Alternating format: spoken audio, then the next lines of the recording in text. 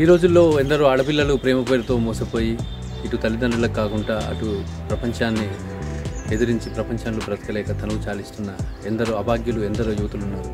మరి ఇప్పుడు నేను చెప్పేది ఆడపిల్లలకు ఒకటే, ప్రేమ పేరుతో మీకు విసిరే వలలో ఏ రోజు చిక్కుకోకండి.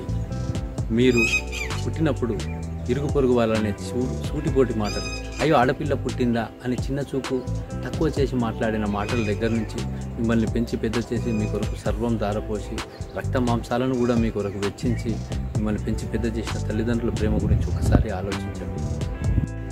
మీ తల్లిదండ్రులకు మీరు అపురూపమైన వస్తువు, మీరు అమూల్యమైన సంపద, వెలకట్టలేని ఆస్తి. మీరు వారు మీ కొరకు పడని శ్రమంటూ ఉండదు. మీరే జీవితంగా మీ ఆలోచనలతోనే బ్రతికిన మీ తల్లిదండ్రులు మీకు ఒక స్థానం పట్టుకొచ్చేందుకు వారి జీవితాన్ని, వారి రక్తమాంసాలని, వారు చేయని త్యాగం అంటూ ఏది ఉండదు. మరి అప్పుడే అలాంటప్పుడే ఈ అమూల్యమైన అపురూపమైన సంపదను దొంగిలించేందుకు మీరు రోడ్డుపైకి ఎక్కగానే దొంగలు సిద్ధంగా ఉంటారు. వారు చేసేది ఒక్కటే పని, మాయ మాటలు, అప్సరస, దేవకన్య, ఆకాశం నుంచి ఊడిపడ్డ అందగత్తె అని 4 మాటలు అనేసరికి ప్రతి ఆడపిల్ల ఉప్పొంగిపోతుంది. అందాన్ని పొగిడితే ఉబ్బి తబ్బిబ్బు కాని వారు ప్రపంచంలో ఎవరు ఉండరన్న ఒక్క విషయాన్ని గుర్తుంచుకోవాలి. ఫస్ట్ వాడు మన మీద చేసే అటెంప్ట్ అదే. ఫస్ట్ మన అందాన్ని పొగిడితే ఒకరోజు కాదంటాం, రెండో రోజు కాదంటాం, మూడో రోజు ఆటోమేటిక్గా నవ్వుతో మొదలవుతుంది. అదే వాడికి కావాల్సిన రిజల్ట్. అప్పుడు మన వెనుక తిరుగుతూ, మన వెనుకబడి మనకి చిన్న చిన్న బహుమతులు ఇస్తూ మనల్ని వాడి ట్రాప్లోకి, వాడి భ్రమల్లోకి మనల్ని తీసుకెళ్తాడు. అలాంటప్పుడే అమ్మాయిలు చాలా జాగ్రత్తగా ఉండాలి. వాడు ఇంకా అంటాడు, మీరు చాలా అందంగా ఉంటారు, మీ అందమైన మనసును చూసే నేను ప్రేమించాను అని అంటాడు. అంటే వీడు మిమ్మల్ని ఈ వలలోకి, ఈ ట్రాక్లోకి దింపకముందు ఇంకెంతమందిని దింపుంటాడు. అలాగే అందమైన మీ మనసును చూసినప్పుడు వాడు మిమ్మల్ని, మీ అందమైన మనసును ఎక్కడ చూశాడు, మిమ్మల్ని ఎక్కడ కలిశాడు, ఇవన్నీ అబద్ధమని అప్పుడు మనల్ని పొగిడేటప్పుడు అనిపించదు. మరి వీడికి రోడ్డుపై బిచ్చగత్తెలు, రోడ్ల మీద అడుక్కునే వాళ్ళు, అభాగ్యులు, రోడ్ల మీద దిక్కు మొక్కు లేని తిరిగే అనాథలు ఎందరో యువతి యువకులు కనబడుతూ ఉంటారు కదా. మరి వాళ్ళపై వీడికి ఎందుకు ప్రేమ పుట్టలేదు అంటే వాళ్ళు అందంగా లేరు, వారి మెయింటెనెన్స్ బాగాలేరు, వారి మెయింటెనెన్స్ బాగాలేదనే కదా. అంటే వాడు ప్రేమిస్తున్నది మీ అందమైన మనసు అని చెప్పిన అబద్ధమైన ఆ మాటను కాదు.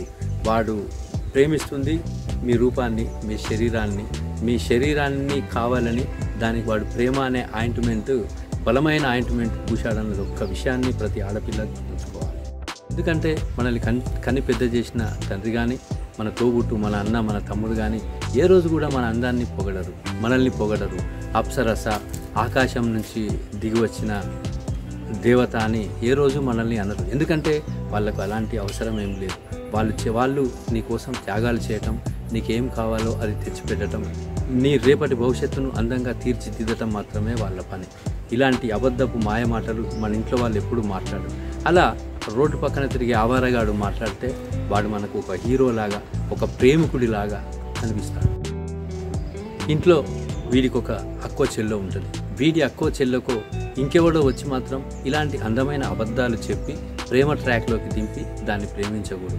అప్పుడు వాడు అక్కడ ఏం చెప్తాడంటే అది ప్రేమ కాదు, వాడు మోసం చేస్తాడు, ఇది ప్రేమ అన్నారు దీన్ని అని అక్కడ చెప్తారు. అంటే వాడి ఇంట్లో వాడి ఆడపిల్ల మాత్రం బాగుండాలి, ఎదురోళ్ళు మాత్రం మీలాంటి అమ్మాయిలు మాత్రం వాడి చేతిలో బలైపోవాలి.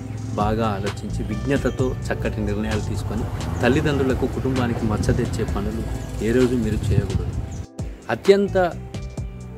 అత్యంత దురదృష్టకరమైన విషయం ఏంటంటే ఇంట్లో అపూర్వంగా పెరిగిన ఆడపిల్ల, తల్లిదండ్రులు కాలు కింద పెడితే కందిపోతుందేమో అని పెంచిన ఆ అపురూపమైన ఆడపిల్ల రోడ్డెక్కగానే మాయ మాటలు మాట్లాడే మోసగాళ్ళకే పడిపోతుంటారు.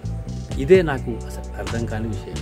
అందుకే నేను ఆడపిల్లలకు చెప్పేది ఒకటే, ఎవడో ముఖం తెలియని ఒక అనామకుడు వచ్చి నువ్విలా అని అందమైన బహుమతులు, ఖరీదైన బహుమతులు ఇస్తుంటే వాటిని స్వీకరించే ముందు ఒక్కసారి ఇంట్లో నీ కోసం తల్లి, తండ్రి, అన్న, తమ్ముడు, నీ కుటుంబం చేసిన త్యాగాలను ఒక్కసారి గుర్తుంచుకుంటే ఏ మాయగాడి వలలో ఏ అమ్మాయి పడదు.